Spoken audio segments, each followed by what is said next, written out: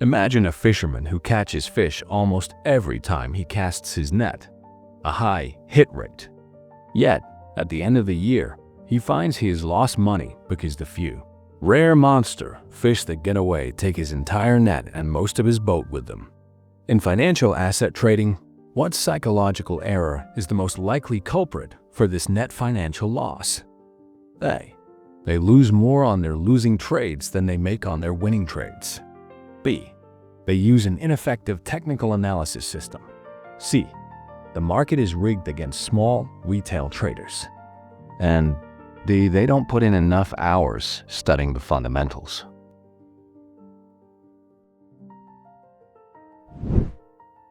Question 2. A successful, professional trader approaches each new trade from a probabilistic mindset, similar to a casino operator. Which belief is fundamental to this mindset, despite feeling entirely counterintuitive to most people? A. I must know the sequence of the next 5 trades to ensure a win. B. Anything can happen on this trade, regardless of how good my edge is. C. Technical analysis eliminates uncertainty in the short term. D. High risk, high reward trades are the only way to achieve consistent results.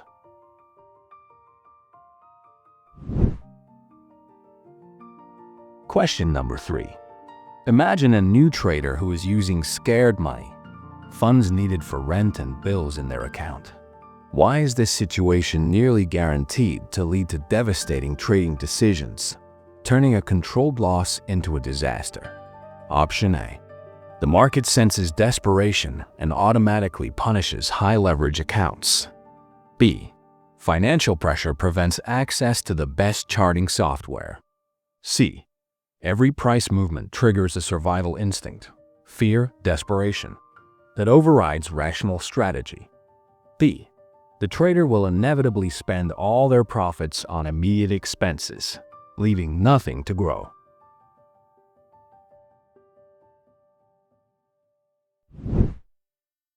Question 4. The amygdala hijack is a psychological event where emotion bypasses rational thought, leading to impulsive actions.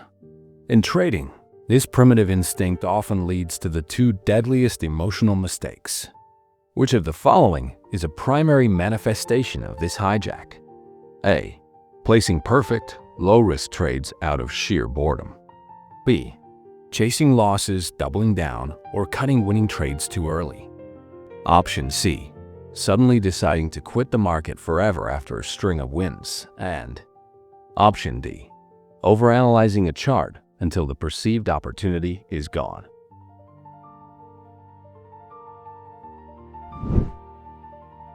Question number 5. The difference between a losing trader and a consistent winner can be summarized by this statement. The losing trader is fearful when they should be hopeful, and hopeful when they should be fearful. What scenario best illustrates this critical mental contradiction? Option A. They are hopeful about finding a perfect system, but fearful of commitment. B. They are fearful of using risk management, but hopeful for big wins. Option C. They are fearful of holding a winning trade, but hopeful of a losing trade recovering. D.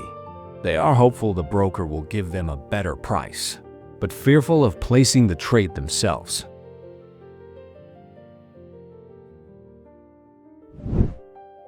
Question 6. Tom Haugard suggests a trader should emulate a lion on the savannah. What quality do you think a successful trader share with a lion waiting for prey that is the true, highest returning skill in this business? Option A. Speed and execution, striking the moment the signal appears. B. Aggression, taking the largest possible position size. Option C. Patience and stillness, waiting for the exact, high-probability setup. D.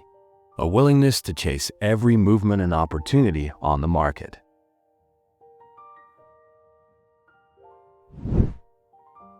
Question 7. Why does Mark Douglas assert that self-discipline is a mental technique you use before a successful mindset is acquired, and not a trait inherent to consistent winners? A. Discipline is solely for controlling the amount of screen time, not trade entry. B. True consistency is effortless and a natural expression of a dominant belief, eliminating the need for internal forcing. C. The market rewards only those who trade without any rules or structure. D. Discipline only applies to cutting losses, not holding winners. Question number 8. Ego is one of the deadliest traits for a trader. When is a trader most likely to have their portfolio torched by their own ego, as the survival instinct misfires to defend their pride? Option A. When admitting defeat quickly on a new trade. Option B. When accepting that the market is inherently unpredictable. C. When they refuse to admit defeat and hold a losing trade, trying to prove their initial analysis was correct. Option D. When they divorce their self-worth from their profit and loss. Question 9. Most people carry a supermarket mentality into the markets. In a strongly trending market, how does this mentality typically lead to losses? A. They buy high because they believe things that are rising are good quality. B. They avoid using stop-loss orders because they believe stop-losses are too expensive. C. They see falling prices as a bargain and try to buy the low, betting against the trend. D. They sell when the market is rising because they think it's become too expensive. Final question. Why is predefining your risk? That is, setting a stop-loss before entering a trade, considered a prerequisite for a fearless mindset, even if you are wrong? Option A. It signals to the broker that you are a serious trader, resulting in better execution. Option B. It ensures a high win rate, proving the system is reliable. Option C. It transforms the potential for a catastrophic loss into a known, acceptable cost, tuition, neutralizing the fear that paralyzes decision-making. And Option D. It guarantees that no external, unknown variable will affect the outcome. The correct answer to question number 1 is A. The fundamental reason most traders fail isn't a low probability of winning, but an inability to control the downside. Studies show retail traders often have more winning trades than losing trades, a good hit rate, but they lose significantly more money on their losers than they make on their winners.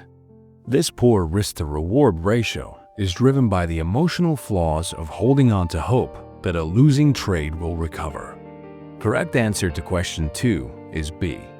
The core truth of the market is that anything can happen at any time, as there are always unknown variables, other traders' decisions, affecting price.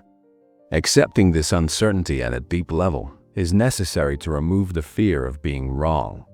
This allows the trader to focus only on their statistical edge, trusting that consistency comes from the series of trades. For question 3, the correct answer is C. When a trader uses scared money, every move against their position is interpreted by the brain's emotional center as a severe threat to survival. This instinctual response overrides rational thought and disciplined risk management, forcing the trader into desperate, impulsive gambling instead of patient, calculated trading. Correct answer to question 4 is B. The amygdala hijack is triggered by sudden fear or euphoria. This emotional surge often leads to attempts to avoid the pain of a loss by endlessly holding or chasing losing trades, or 2. Secure the quick pleasure of a win by prematurely cutting profitable trades. This emotional cycle is a primary cause of account destruction. For question number 5, the correct answer is C. This is the core psychological flip in trading. Losing traders let their fear of losing paper profits override the hope of maximizing gains by cutting winning trades too early. Conversely, they let the irrational hope that a trade might reverse and recover overwhelm the necessary fear of a bigger loss, leading them to hold the losing position too long.